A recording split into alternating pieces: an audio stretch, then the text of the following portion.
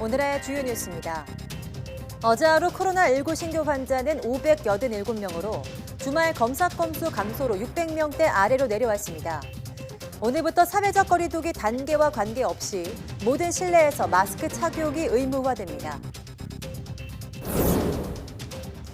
오늘부터 수도권과 부산 지역의 클럽과 나이트 등 유흥시설의 영업이 3주간 중단됩니다.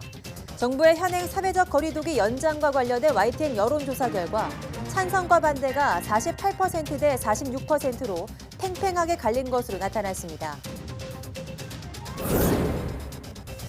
미국에서 신규 환자가 한 달 전보다 20% 이상 늘어나면서 확산이 증가하는 추세입니다. 특히 미시간과 미네소타 등 중서부 북부 지역이 새 진앙지가 되고 있다는 분석입니다. 남아공 변이 바이러스가 화이자 백신의 예방 효과를 떨어뜨린다는 점이 이스라엘의 실제 접종 결과에서 확인됐습니다. 독일과 프랑스는 영국 변이 바이러스 확산으로 3차 유행의 몸살을 앓고 있습니다.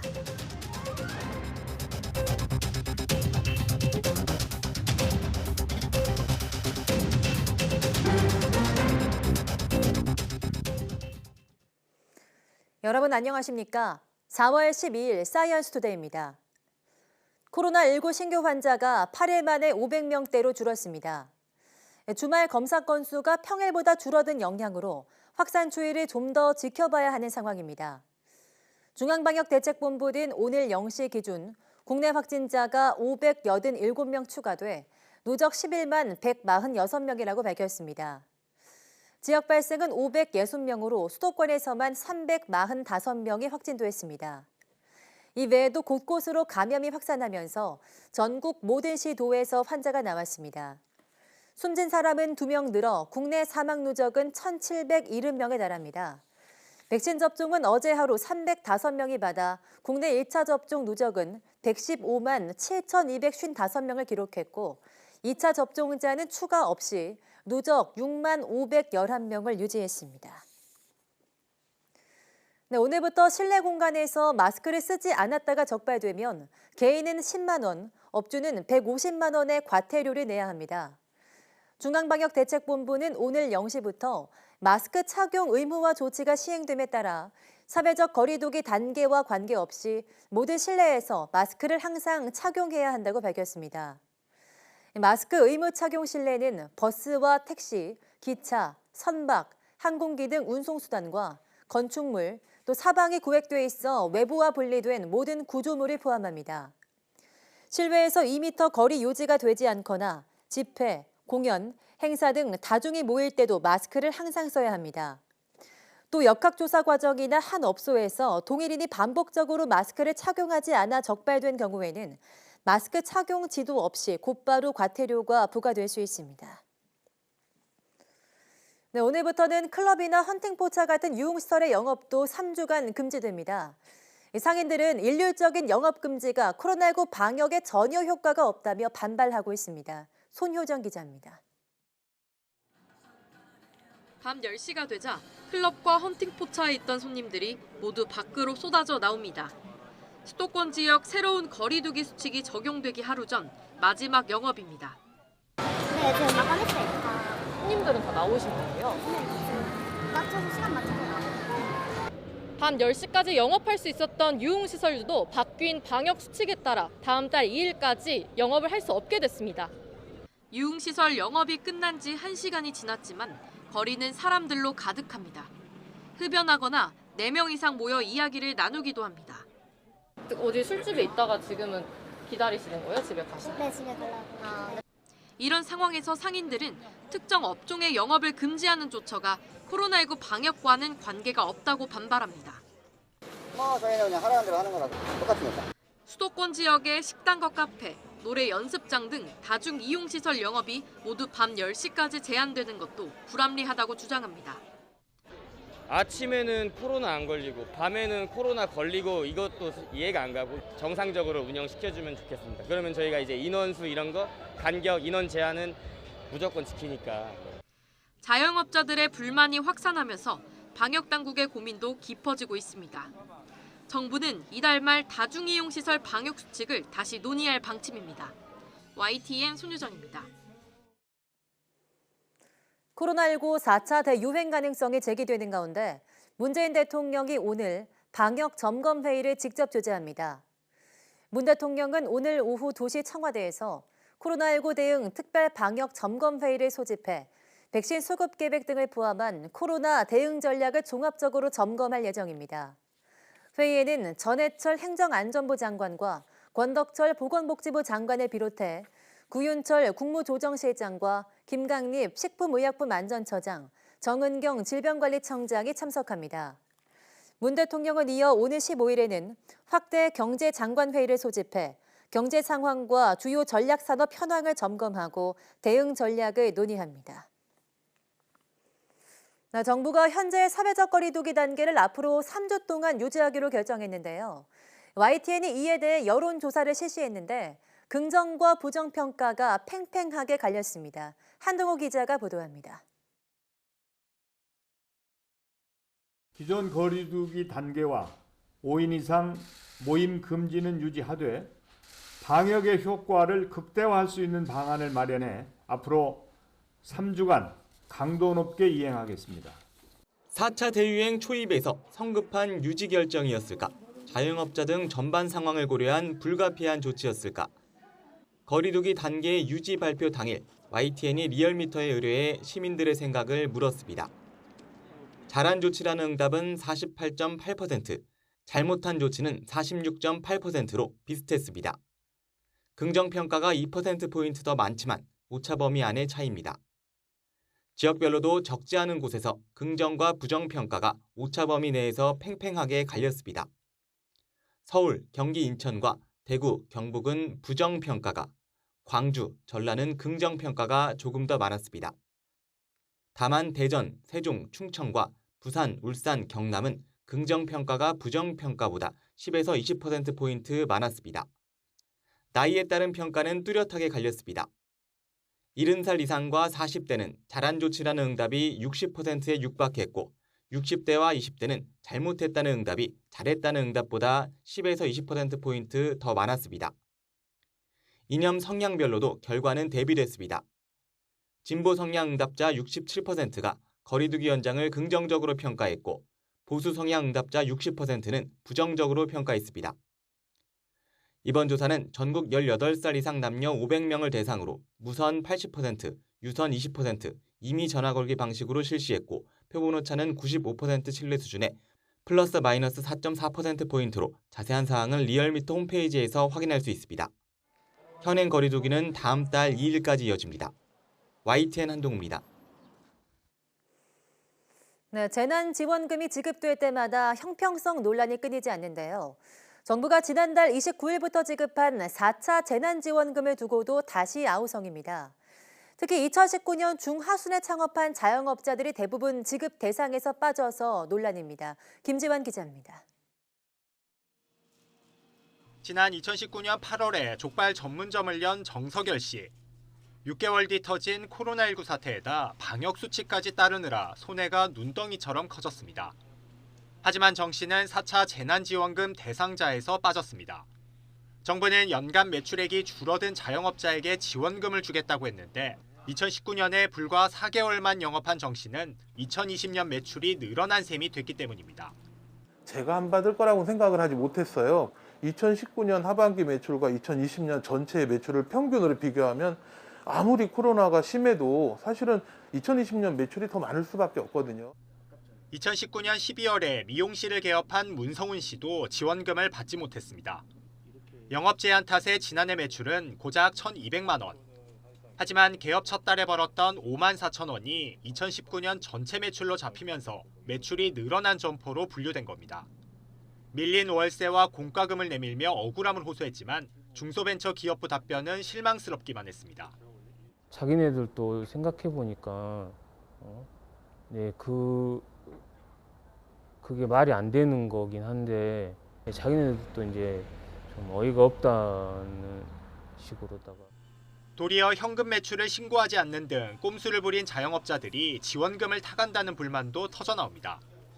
주변 식당들은 받았다고 하더라고요. 그래서 어떻게 받았나 했더니 현금으로 낸 데가 많아서. 중기부는 더 힘겨운 사람에게 혜택이 가도록 기준을 매출의 감소로 잡다 보니 사각지대가 생겼다며 이의 신청을 통해 지급을 검토하겠다고 밝혔습니다.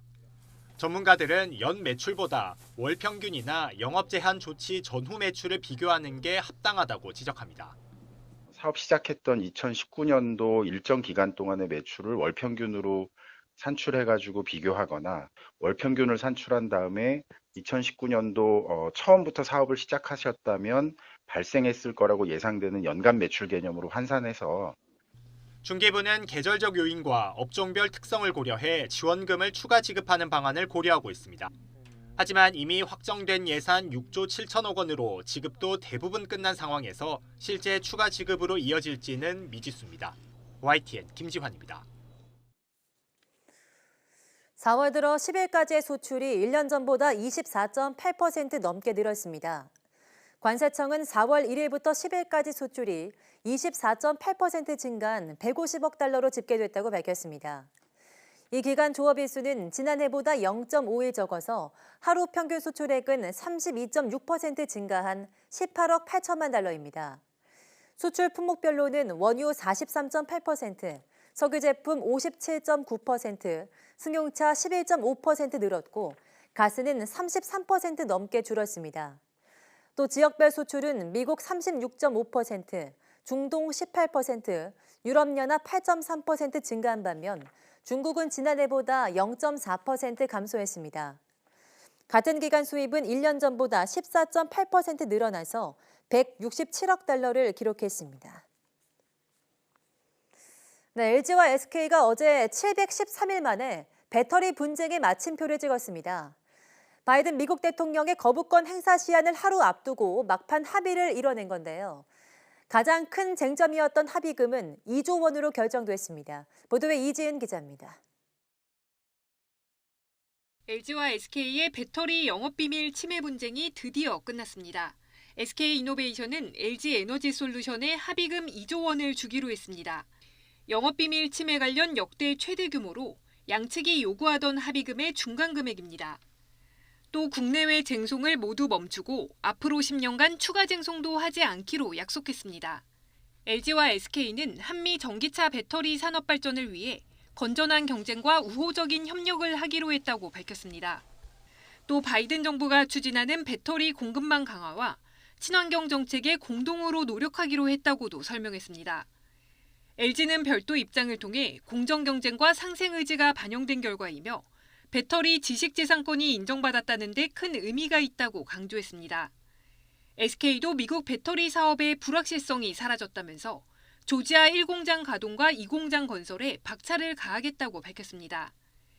이번 합의는 SK의 10년 수입 금지 조치를 내린 미국 국제무역위원회 결정에 대한 바이든 대통령의 거부권 행사 시한을 하루 앞두고 극적으로 이뤄졌습니다.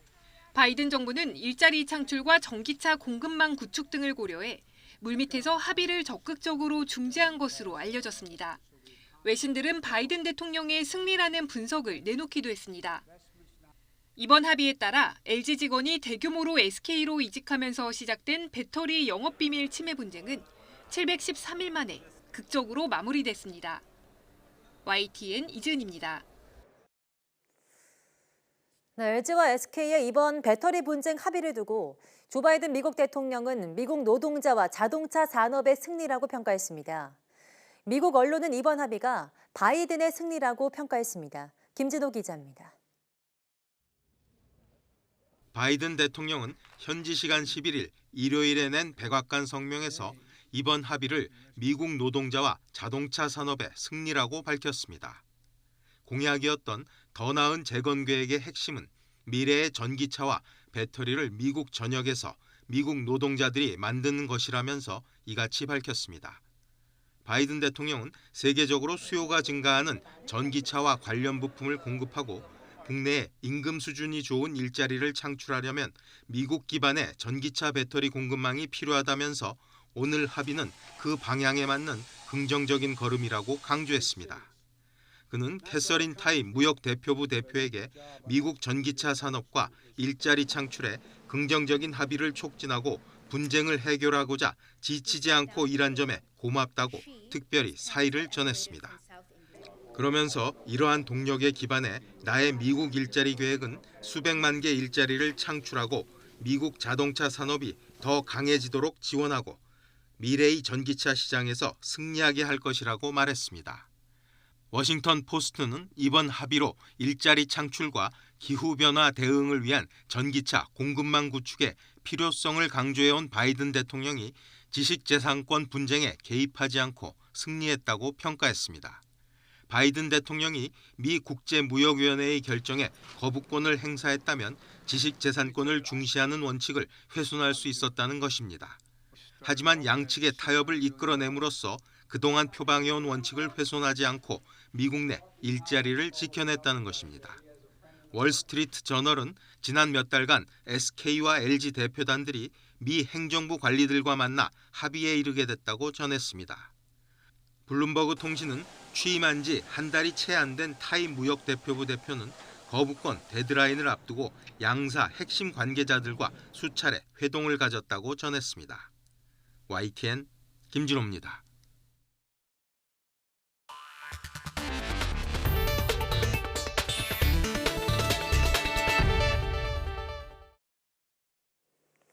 미국에서는 백신 접종이 하루 460만 명을 넘어서는 등 속도를 내고 있습니다.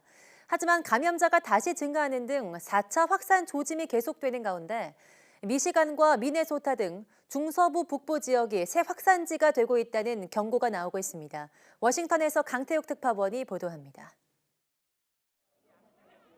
백신 접종을 모두 마친 미국인은 지금까지 7천만여 명, 전체 인구의 21%로 접종 대상인 18살 이상 성인만 따졌을 때는 27%를 넘고 있습니다. 특히 토요일인 지난 10일에는 하루 접종 인구가 460만 명을 넘어 새 기록을 세웠습니다. 하지만 감염자는 최근 일주일 하루 평균 6만 8천여 명으로 확산하는 추세입니다. 한 달 전과 비교해 20% 이상 증가했습니다. It's inching up from 30,000 to 40,000 to 60,000 a day. If it really takes a turn and starts surging up, that's what we would consider. We're really on the brink of a surge. 특히 미시간과 미네소타주 등 중서부 북부가 새 확산지로 떠오르고 있습니다. 이들 주는 영국발 변이 바이러스 발생이 플로리다주에 이어 두 번째와 세 번째에 이를 정도입니다. 질병통제예방센터 CDC는 이들 지역에서 백신을 맞지 않은 젊은 성인들의 감염자와 응급실 방문이 늘고 있다며 우려하고 있습니다. We are hearing reports of clusters of cases associated with daycare centers and youth sports. Hospitals are seeing more and more younger adults, those in their 30s and 40s, admitted with severe disease. 미국 보건당국은 백신 접종으로 변이 바이러스 확산을 막을 수 있다고 보고 있습니다. 하지만 접종 대상을 18살 이상 모든 성인으로 확대하더라도 젊은 층이 소극적일 수 있어 거듭 경고를 보내고 있습니다. 워싱턴에서 YTN 강태욱입니다. 미국의 도시 행정을 이끄는 시장의 상당수가 코로나19 대응에 따른 피로감으로 사임하거나 재출마를 포기하는 것으로 확인됐습니다. 뉴욕타임스는 현지 시각 11일 시장들이 코로나19에 따른 비판과 도움에 대한 탄원으로 가득 찬 시기에 최일선에서 지휘하는 공직자라면서 지난 1년이 시장들에게는 힘든 시기였다. 많은 사람이 물러날 준비가 돼 있다고 전했습니다. 특히 시장들이 지난 한 해 동안 스스로가 생사의 문제를 저울질한다는 것을 알게 됐다면서 이들은 셧다운을 연장하고 모임을 취소시켜 지역 사업체를 황폐화했으며 직접 사람들을 만나 위안을 줄 수 없었다고 설명했습니다. 제롬 파월 미국 연방준비제도 의장은 현지 시간 11일 미국 경제가 더 강력한 성장과 고용을 앞두고 현재 변곡점에 서 있다고 말했습니다. 미국 언론에 따르면 파월 의장은 CBS 방송 60분과 인터뷰에서 우리는 경제가 훨씬 더 빨리 성장하기 시작하고 일자리 창출이 훨씬 더 빨리 도래하는 곳에 있는 것처럼 느낀다며 이같이 말했습니다. 파월 의장은 지금 우리가 보고 있는 것은 실제로 변곡점에 서 있는 것처럼 보이는 경제라면서 그것은 광범위한 백신 접종과 강력한 재정적 지원, 강력한 통화 정책 지원 덕분이라고 강조했습니다. 화이자 바이오엔테크의 백신이 남아 공발 코로나19 변이 바이러스에 효능이 떨어진다는 사실이 이스라엘의 실제 접종 결과 분석을 통해 입증됐습니다. 코로나19 백신 접종이 계속되고 있는 현 상황에서 가장 큰 문제는 변이 바이러스라는 겁니다. 강성옥 기자입니다. 이스라엘 텔아비브 대학과 보건당국 클라릿은 코로나19 변이 바이러스의 백신에 대한 회피력을 검증한 보고서를 발표했습니다. 두 기관은 화이자 백신을 2차례 접종하고 2주 이상이 지난 시점에 확진 판정을 받은 400명과 백신을 맞지 않은 상태에서 감염된 같은 수 환자 검체에 대한 유전자 서열 분석을 진행했습니다. 그 결과 화이자 백신 접종 후 코로나19 양성 판정을 받은 환자 중 남아공발 변이 바이러스 감염 비율은 5.4%로 미접종 상태의 감염 비율 0.7%에 약 8배에 달했습니다. 이는 화이자 백신의 남아공발 변이 바이러스 감염 예방 효능이 떨어진다는 것을 입증한 것이라고 연구진은 결론을 내렸습니다. 텔아비브대 아데스턴 교수는 이번 연구가 화이자 백신의 남아공 변이에 대한 취약성을 실제 접종 결과를 통해 확인했다는 점에서 의미가 있다고 말했습니다. 이번 연구 결과는 화이자의 최근 연구 결과와 큰 차이를 보이는 것이어서 주목됩니다. 화이자는 남아공에서 진행한 시험에서 자사의 백신 예방 효과가 100%로 나타나 현지에서 크게 퍼진 변이 바이러스에도 효력이 있다고 밝힌 바 있습니다. 남아공발 변이가 백신의 보호를 무력화하는 것으로 확인됐지만 이스라엘에서는 널리 퍼지지 않았습니다. 아디스턴 교수는 이스라엘에서 널리 퍼진 영국발 변이가 남아공 변이의 확산을 막은 것으로 볼 수 있다고 설명했습니다. 이스라엘 보건당국은 이번 연구 결과는 변이 바이러스에 대해 계속 경계심을 늦춰서는 안 된다는 것을 보여준다고 강조했습니다. YTN 강성욱입니다. 브라질에서 지난해 말부터 코로나19가 재확산하면서 젊은 층 중증 환자가 빠르게 늘어난 것으로 나타났습니다. 현지 시간 11일 브라질 언론에 따르면 브라질 중증 환자 의료협회의 조사 결과 지난달 코로나19 중증 입원 환자 가운데 40세 이하 젊은 층이 52.2%를 차지했습니다. 브라질에서 코로나19 사태가 본격화한 이후 젊은 층의 중증 입원 환자 비율이 50%를 넘은 것은 처음입니다. 이는 전 세계적으로 나타나는 젊은 층 중증 환자 증가 추세와 비슷한 것으로 변이 바이러스 확산이 주 요인으로 지적됐습니다. 코로나 상황이 심각한 인도에서 무려 15만 명의 신규 확진자가 나오며 닷새 연속 사상 최다를 경신했습니다. 남아시아 각국에서 코로나19가 퍼지고 있는 가운데 파키스탄은 최대 명절인 라마단을 앞두고 봉쇄 조치를 강화했습니다. 김태현 기자입니다. 인도 최대의 경제도시 뭄바이의 거리가 주말 내내 텅 비었습니다. 식당은 물론 상점들이 모두 문을 닫아 평소 인파로 붐비던 모습과는 딴판입니다. 연일 수많은 코로나 확진자가 나오자 주말 봉쇄 조치가 시행됐기 때문입니다. आज शुरू हुआ है मेरे ख्याल से दोपहर तक का लोगों को समझ में आएगा। देखिए आप सड़कें देख सकते हैं, दुकानें देख सकते हैं। लोगों ने मुंबई शहर के लोगों ने जो है इसको माना है। 뭄바이와 푸네 등 마하라슈트라 주에서는 이미 지난달부터 야간 활동 제한을 실시해 왔습니다. 인도의 신규 확진자는 15만 명을 넘어 지난 7일부터 닷새 연속 사상 최다치를 경신했습니다. 연일 세계에서 가장 많은 신규 확진자가 쏟아지는 가운데 인도의 누적 확진자는 약 1,336만 명이 됐습니다. 인도의 1차, 2차 합산 백신 접종 수는 1억 회를 넘었습니다. 며칠 전 일부 주가 접종센터의 문을 닫고 백신을 맞으러 온 주민을 돌려보내기도 했지만 인도 보건장관은 백신은 충분하다고 강조했습니다. 최대 명절인 라마단을 앞두고 파키스탄에서는 봉쇄 조치가 강화됐습니다. 약 한 달간 이어지는 행사 기간에 사람들이 많이 모이며 코로나 확산이 우려되기 때문입니다. हमें इस महीने की कदर करनी चाहिए, पूरा फायदा उठाएं और SOPs पर जितना अमल हो सकता है आसानी से उस पर भी अमल किया जाए. 인도와 파키스탄, 방글라데시, 네팔 등 남아시아 8개국의 누적 확진자는 이미 1,500만 명을 넘었습니다. YTN 김태현입니다.